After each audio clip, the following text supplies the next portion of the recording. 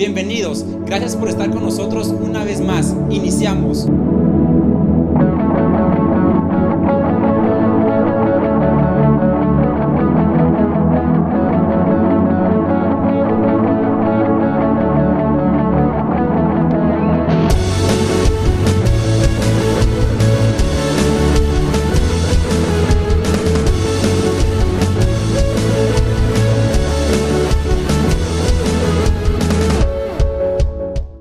Todos hemos escuchado la típica frase: Dios ama al pecador, pero aborrece el pecado. ¿Pero es cierto? ¿Es bíblico?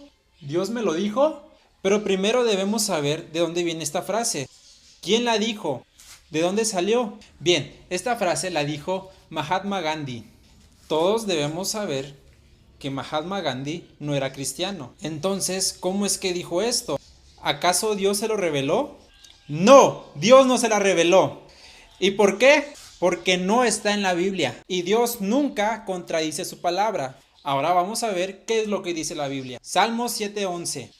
Dios es juez justo y está airado contra el impío todos los días. Aquí vemos claramente cómo Dios dice que está enojado, airado contra el impío. Y ya sabemos que los impíos son todos aquellos que desobedecen la palabra de Dios. Pero dirán, eso fue en el Antiguo Testamento. En el Nuevo Testamento, Dios es un Dios de amor. Porque ahí está Juan 3:16. Y sí es verdad. Dice muy claramente que Dios amó a todo el mundo y por eso envió a su Hijo. Pero en Colosenses 3:5, en el Nuevo Testamento, dice: haced pues morir lo terrenal en vosotros: fornicación, impurezas, pasiones desordenadas, malos deseos, avaricia, que es idolatría, cosas por las cuales la ira de Dios viene sobre los hijos de desobediencia. Entonces, ¿qué es esto? ¿Acaso Dios se contradice? ¿Qué no se supone que Dios nunca quebranta una palabra de Él? Entonces, ¿Dios amó a todo el mundo o Dios está enojado con todo el mundo? Primero tenemos que entender cuál es el amor de Dios. Y es que el amor de Dios no fue mostrado como un sentimiento o una emoción, sino que fue mostrado en la figura de alguien, en su Hijo Jesús. Y es que todo el Nuevo Testamento, cada vez que habla del amor de Dios, menciona que fue mostrado en Jesús, que fue mostrado en lo que hizo en la cruz, que fue mostrado en que dio a su Hijo como sacrificio. Y lo vemos claramente en todos estos pasajes.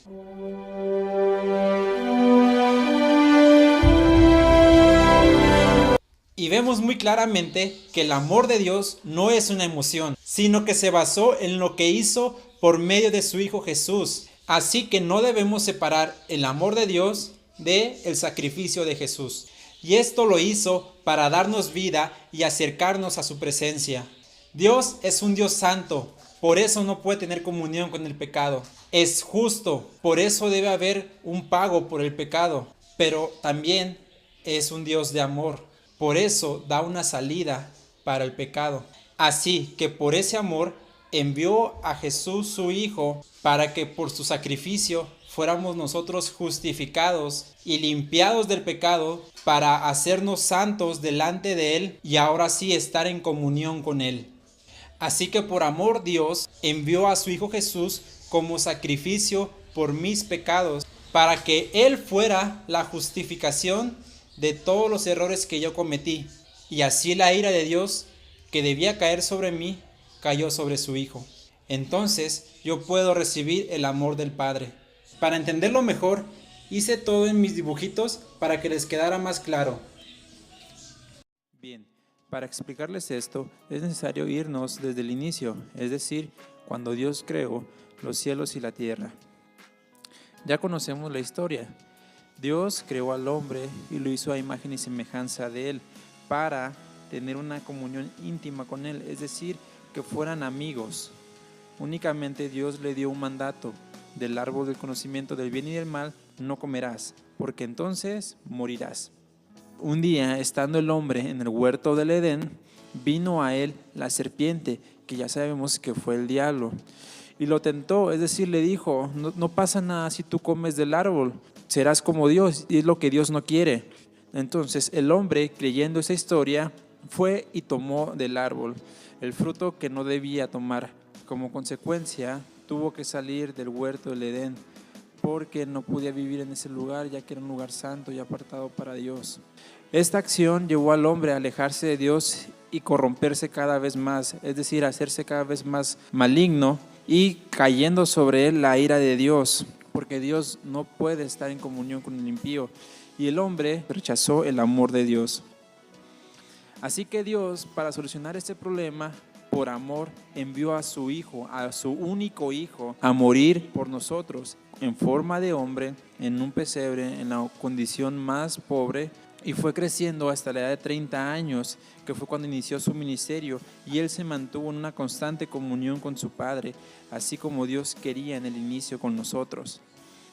Este Jesús fue predicando el reino de Dios, enseñando, sanando enfermos, liberando a la gente de demonios, y dentro de toda la multitud que lo seguía, él escogió a 12 hombres y a todos los amó por igual, a pesar de que conocemos la historia de uno. Sabemos que después de 3 años Jesús fue traicionado y por decisión del pueblo, impulsado por los sacerdotes, él tuvo que cargar su propia cruz que lo llevaría a la muerte más vergonzosa y dolorosa de aquellos días, y yo creo que hasta la fecha. Y él cargó sobre sí nuestros pecados, cargó nuestras culpas, nuestros errores, y la ira de Dios cayó sobre él, porque Dios no tiene comunión con el pecado, y tuvo que haber un sacrificio que expiara la justicia de Dios. Después de 3 días, Jesús resucitó para dar prueba de que él era el Hijo de Dios, y el ángel dio testimonio a las mujeres primeramente de que él había resucitado. Más adelante, Jesús se muestra alrededor de 500 discípulos a la vez para enseñarles que todo lo que había predicado durante 3 años se había vuelto realidad y que debían tener fe en él, que él había resucitado. Y ellos lo vieron ascender al cielo y cómo el Padre lo recibía con los brazos abiertos. Una vez que Jesús ascendió al cielo, dejó aquí a sus discípulos para que ellos predicaran y anunciaran el evangelio que él les había instruido, guiados por el poder del Espíritu Santo. Y el primer mensaje lo recibieron alrededor de 3,000 personas, y todas ellas se convirtieron. Así que, con el sacrificio que Jesús hizo en la cruz, le dio esperanza a aquellos pecadores que estaban bajo la ira de Dios, de arrepentirse de todo corazón y creer en el sacrificio que Jesús hizo en la cruz. Así, la cruz sería su justificación de la ira de Dios, y ellos podían recibir el amor del Padre y estar en comunión con el Padre. Pero hay gente mala y que está bajo la ira de Dios, que sigue rechazando ese mensaje de salvación, el mensaje de amor que Jesús hizo en la cruz, creyendo que rechazan un mensaje de hombre, realmente rechazan la cruz de Cristo, rechazan aquello que podría justificarlos de la ira de Dios. Entonces, como no hay nada que se interponga entre ellos y la ira de Dios viene sobre ellos y permanecen siendo aborrecidos por Dios. Recuerden escudriñar correctamente las Escrituras y no dejarnos ir por cualquier frase. Y como dice Pablo, que el Dios de paz te santifique. Espero que hayan disfrutado este video y que Dios haya hablado a su vida. Recuerden darle like, suscribirse y compartir para que otras personas puedan ser bendecidas.